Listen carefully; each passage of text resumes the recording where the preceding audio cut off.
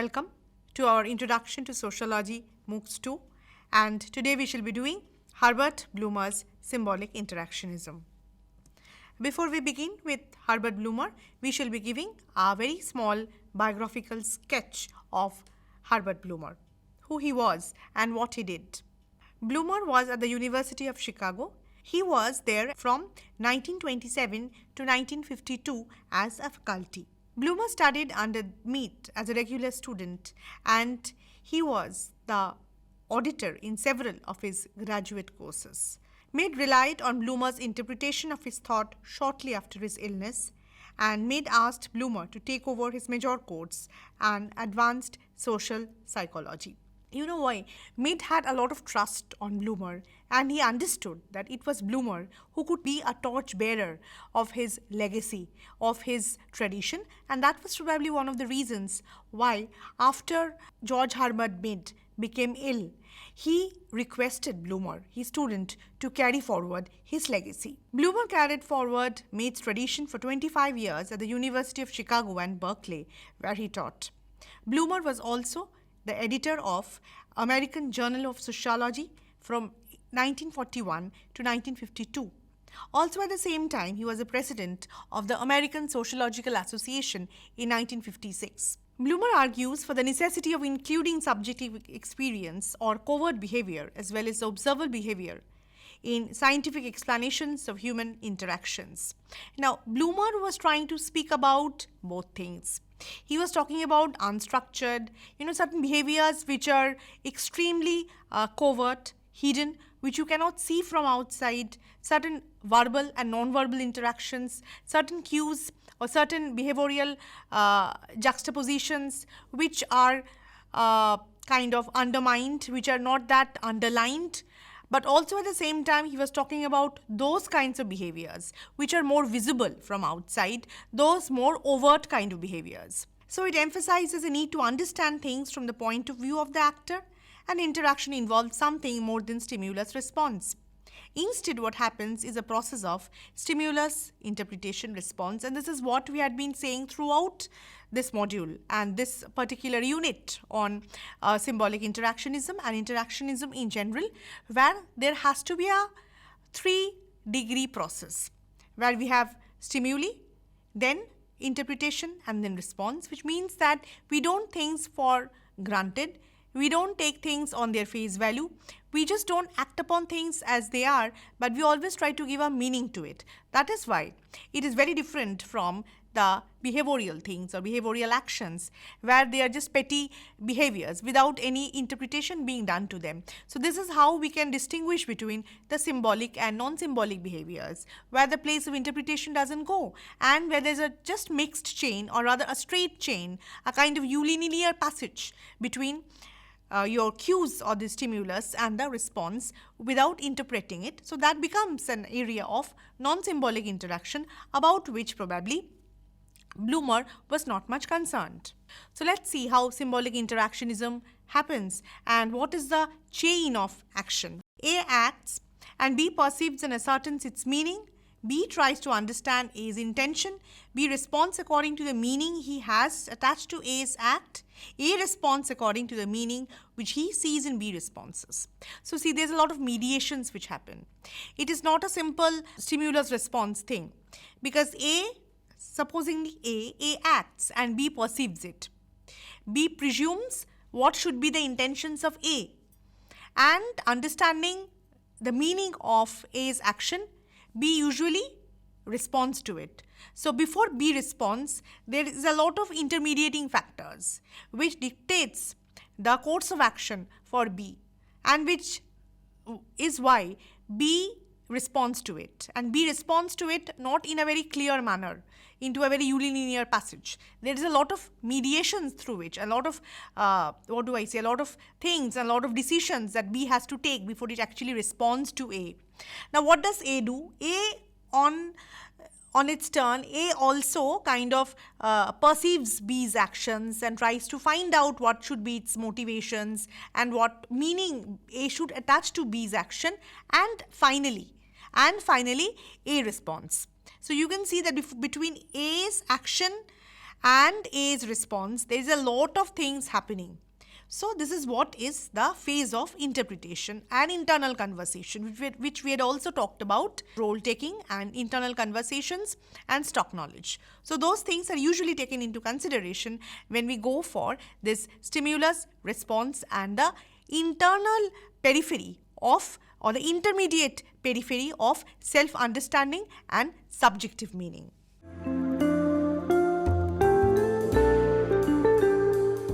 Self-indication is essential for interpretation. He rejects behaviorism because it leaves out interpretation. Individuals are reduced to blunt ones, only responding to environmental stimulus without any creativity of their own. Now learners, if you say that, supposedly as I said, that any kind of behavior, if you do not give any meaning to it and interpret it just on the basis of the stimulus, it becomes non-symbolic. It also becomes a blunt one because individuals are not applying their wit, they are not applying their common sense, they are not applying their consciousness, and they are not applying their stock knowledge and the typifications and recipes which they are carrying with themselves. They are just saying yes or no to it and they are responding to that action. This is a plain act of behavioralism where there is no space for this kind of interpretation. In the process of self-indication, individual points out certain stimuli and interpret them. For instance, people may note that certain illicit social demands are made on them, or they are eating with the people they despise, etc. People are acting instead of being acted upon. Once we realize this, our conceptions might change and we may be forced or we may be influenced to take a different kind of course of action. For instance, if we suddenly realize that we are eating with some people, for instance, some Dalits may realize, some people of the lower caste, they may realize that they are eating at a Brahmin's place or at a high caste person's place where commensality is not allowed, where they are supposed to sit separately, where their vessels are different, where their food items are different, and everything is different. And they had been doing this, the Dalits had been doing this for a very long time without realizing that this is a wrong thing. We shouldn't do it. We shouldn't accept it. So we should not be accepting the invitations, the invitations coming from a higher caste Brahmin landlord maybe. Because just because the Dalits are working for them, maybe they are working as barbers, they're working as sweepers, they're working as scavenger. So whenever there's a wedding ceremony being scheduled at the zamindar's place or the landlord's place, they go and visit the place. But they are treated just like scavengers. They are made to sit separately. They are made to drink water from a separate vessel. They are not even allowed to sit on the same table as other people do. So once, if you keep on doing this for a long time, as the Dalits had been doing, and without this activism within yourself, then you are just acting without being acted upon. But once you realize that this is a social evil and we must debar ourselves from this kind of a caste discrimination, then what happens? The self becomes, a kind of more prominent. Self becomes more open to invigorations and introspections and explorations, and self becomes, more powerful. And then you realize that all this time you had been acting without being acted upon, without acting upon the cues that were given to you. Why you were not acting upon? Probably because you did not recognize the cues. You did not understand how sitting separately, in a Brahmin house was insulting and humiliating. So once you recognize it, then it means that you are acted upon, yourself is acted upon, and yourself is just not acting. Yourself is just not acting bluntly and, stupidly. Virtue of indicating. By the virtue of indicating such things to himself, he places them over against them. This way he can do a lot of things. He can act back against them, and all these things he does in accordance with how he defines and interprets them. This virtue of indicating is very important. Once you indicate certain things to yourself, once you are able to understand the meaning of a particular action, once you understand that when you're not given the same seat, and when this kind of discriminations were happening and when people were traveling in the railways or any kind of public transport during the apartheid movement is detrimental for me because it hurts my identity. It hurts my self-psyche. It also humiliates myself. Once you start giving it a meaning, then you are actually indicating to yourself something. And when the self-indication happens, you become more accommodative. you become more flexible and you become the master of your own mind. Then you take decisions whether to abrogate this, whether to continue with this action, whether to terminate this action, whether to reshuffle this action, or whether to continue with it altogether. So it's your decision. So your power to make decision will only come once you're able to call others for interaction, interpretation, and when you're able to indicate things to yourself. So indication and self-conversations are very important. Unless self-conversation happens, you are just bluntly accepting the stimulus from others, you will not be able to give a very a very contemporary and a very significant response. Your response will be mechanical, it will be just like a robot, and it will be mechanized. So unless and until yourself becomes empowered, you won't be able to give a very suitable response. Now see, this is the difference. Conversation with himself, and this is, when we read comic strips, we go about it. This is when you're talking, speaking out, the first slide, when you was just telling something to somebody. And this is what is this? Can you guess what is this? Yes. You must have seen this in the comic strips. This is thinking.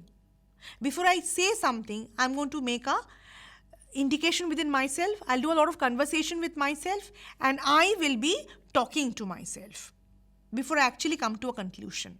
So before people give me an invitation, suppose somebody gives me an invitation for a job, whether to take the job or not, I will take my decision after this kind of self-conversations. Let me find out what is the difference between the two pictures, the two diagrams that you've seen. Comic strips artists frequently employ their self-indication in their depiction of characters. And this is a conversation that the individual is having with oneself. As I said, before you take any decision, you need to think a lot about it, whether this is sustainable, whether you need to take this decision, and then you are actually talking within yourself. This talking part is the dialoguing thing, the conversation that happens within yourself, and you are just talking with yourself or the self which you have within yourself. And because you think that your self is very much responsive, it will be able to take the correct decision. You talk a lot with yourself.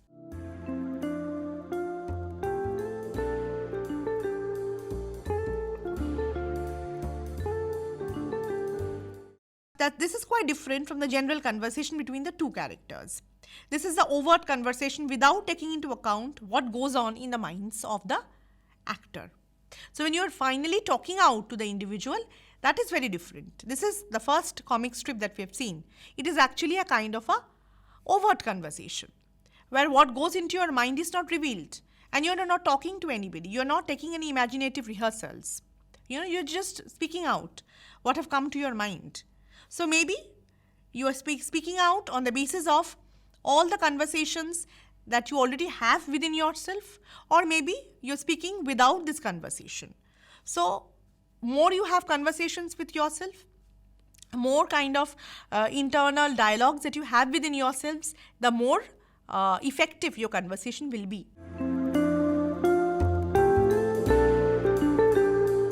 We were talking about gestures and how gestures become an important sector of your conversation.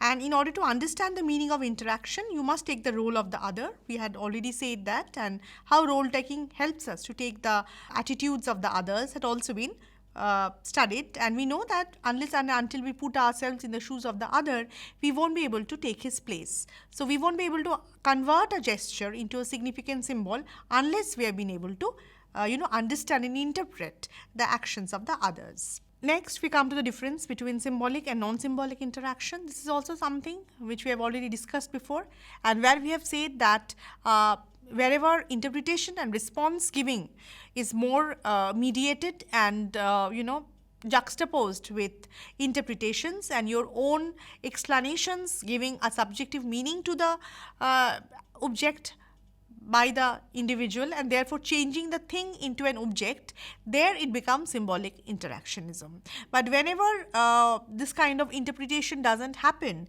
and where a thing remains a thing in itself without it being converted into an object, there non-symbolic interaction happens and symbolic interaction can never happen. Let's see the examples. Interaction which goes on between a nurse and a dying patient. When mutual pretense about the patient's true conditions changes to open awareness, when the nurse recognizes a gesture that is a significant symbol, the nurse could interpret the patient's daydreaming gesture or the faraway look in her eyes. This is how we can relate the interpretation of the symbolic gestures and the change in the patient's self-image. Now, let me tell a small story. This story is quite heartwarming and rather, I would say, heart-wrenching more.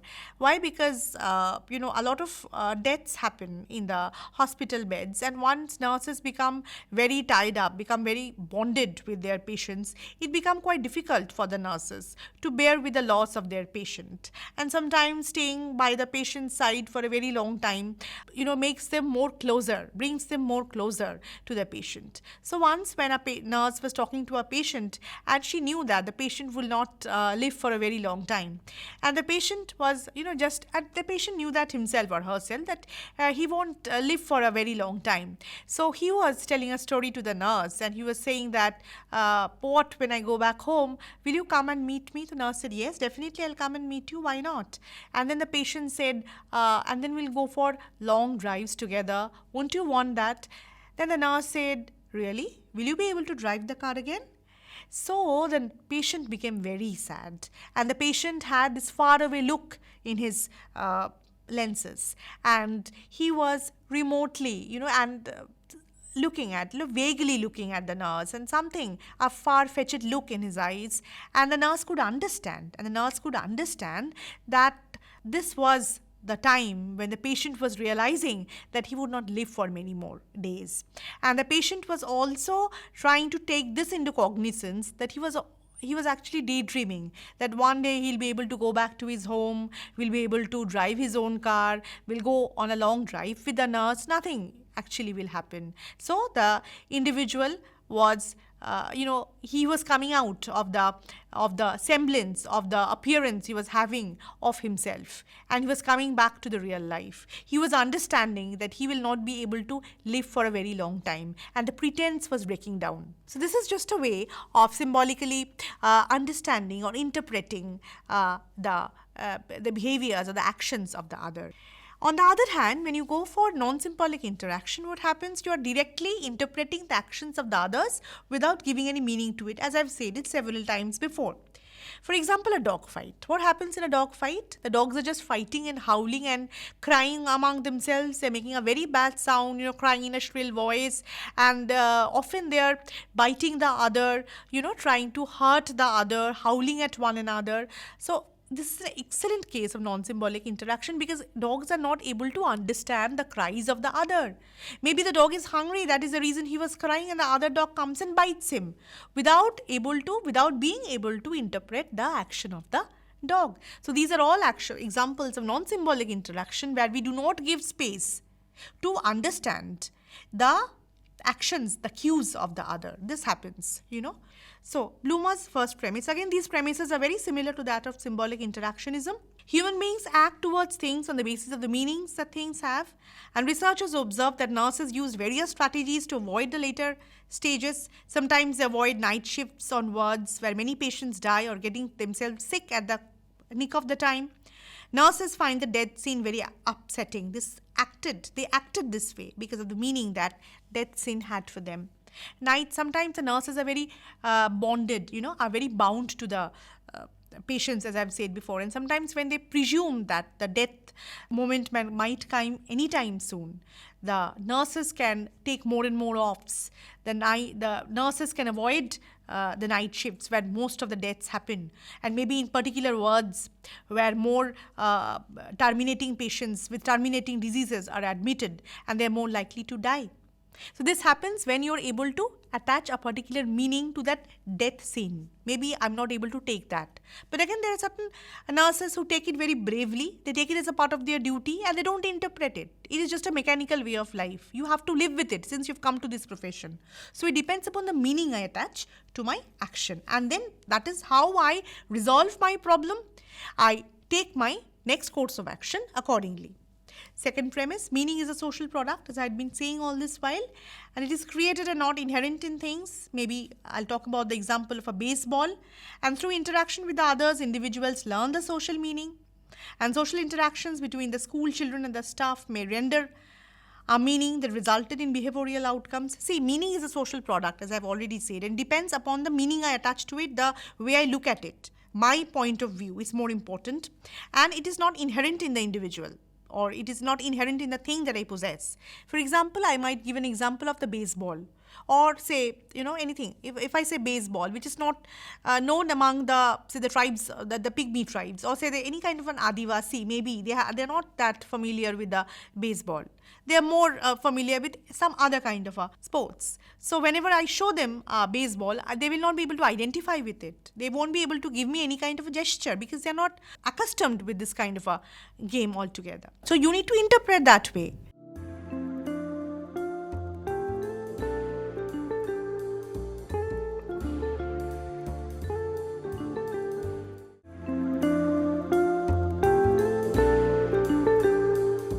And now we'll come to the structure and the process. Now, structure is a straitjacket, and people as ever active and adjustable beings, social structures are not rejected outright. Rather, social structures are there, like roles, status positions, rank orders, but structures never determine behavior. Social interaction does, because it is an interaction between people and not between roles. As we have already said, that structured behaviors are not absolutely abrogated by Bloomer. And he said that those structures are important. Structures cannot possibly influence behaviors or determine behaviors, because behaviors are determined by what? Interactions between the roles that individuals play, and not by the roles themselves. So interaction is the primary pinnacle of the theory, though we are putting emphasis here somewhat to other social structures, as we have said, the roles, different authoritarian positions, bureaucracy, etc. Therefore, he says that social interaction is an interaction between the people and not between the roles that people play.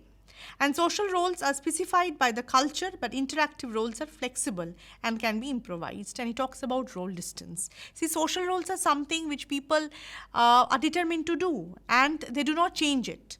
For instance, a community mentor, he's supposed to do this, maybe kind of preaching his sermons or sermonizing. But whenever there is a role change, there is a role shift or an improvisation, therefore we talk about interactive role taking. We talk about more interactive roles which are more flexible in the nature. For instance, a religious mentor, maybe his position or his job was to just give sermons and dictums in the society.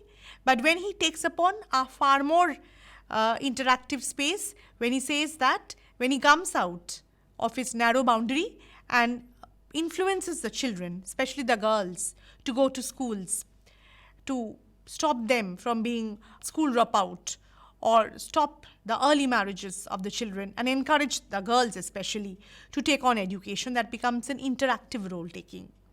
At the same time, Bloomer was also talking about role distance. Now, what is role distance? Role distance is actually when I'm not very happy with my role that I'm performing, and I want to, I want to manipulate some way. I want to create a distance between the role that I've been playing. So it can happen when a child is very small.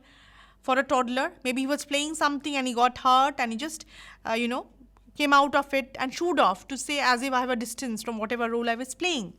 And in the matured individuals, where the roles we play, their role taking becomes, especially role distance becomes more significant, where individuals are more manipulative and they can show a stigma or a kind of incoherence to the roles that they did not like by detaching themselves from the role that they had been playing so far. And acting individuals, we do not simply respond to others in a structured way, because individuals act towards himself as he confronts the world, and human actions are always preceded by individuals briefly sketching out their plans and interactions, because they have undergone those steps that were preceding the process of interaction and giving a meaning. Especially, Bloomer adds one thing, that especially in undefined situations, where situations are not very known to me or quite strange to me, and sudden situations which happen all of a sudden, for instance, lynching somebody in a mob outcry, in a protest, maybe in a communal unrest, maybe panics and wars, suddenly people try acting in a different way. This is against the paradigm paradigm model and we go for a paradigm change, as I had been saying. So there are a lot of interactions have to happen because I do not really know how to behave in a particular situation. Bloomer has rightly said that in order to do that, you cannot be deterministic in your ways of action because all those were not predicted. You suddenly have to deal with the situations, and it is where interpretation takes a huge role to play.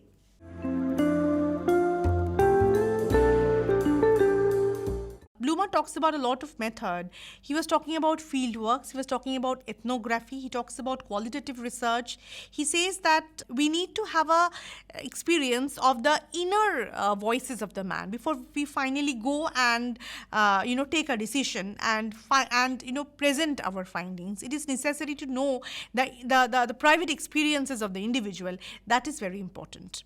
So from here we comes to the different modes of inquiry. First of all, he was talking about his approach, which was absolutely inductive in approach. What does inductive approach mean? We do not start from an hypothesis.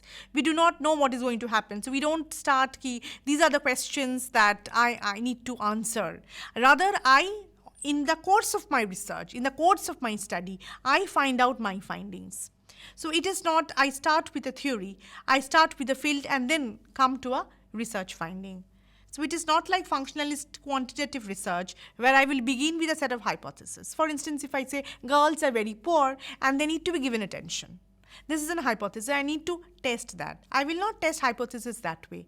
I'll go to the field myself, I'll work among the girls, and I will try to find out what they are saying. From their observations, by interpreting their observations, I'll have to come out with a finding.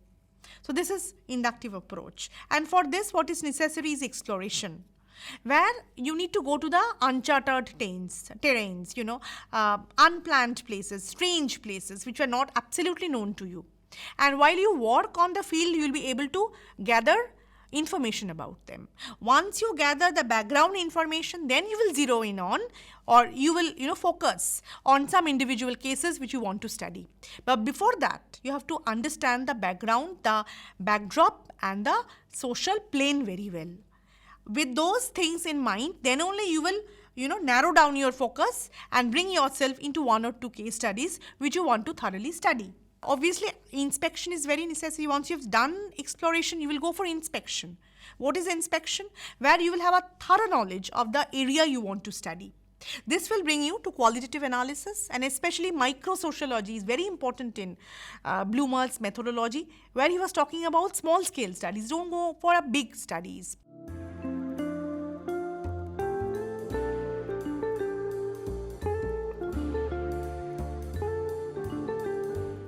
In one instance, Bloomer talking about the delinquent youths. Somebody who were the drug takers, the youths who used to take drug. And then he wanted to propose a rehabilitation program for them. So at one point of time, he realized that I cannot go for huge people. I'll rather have to go for small focus group discussions. And therefore, he found out some youthful people who were, interested to participate in his focus group discussion. And then from a big discussion or a big survey, he brought down the conversation, compressed it into a small focus group which he wanted to study. And from there he found out, very interestingly, that it was absolutely difficult for the researcher to propose a rehabilitation strategy for this delinquent people, because they are so attached to their alcoholic practices.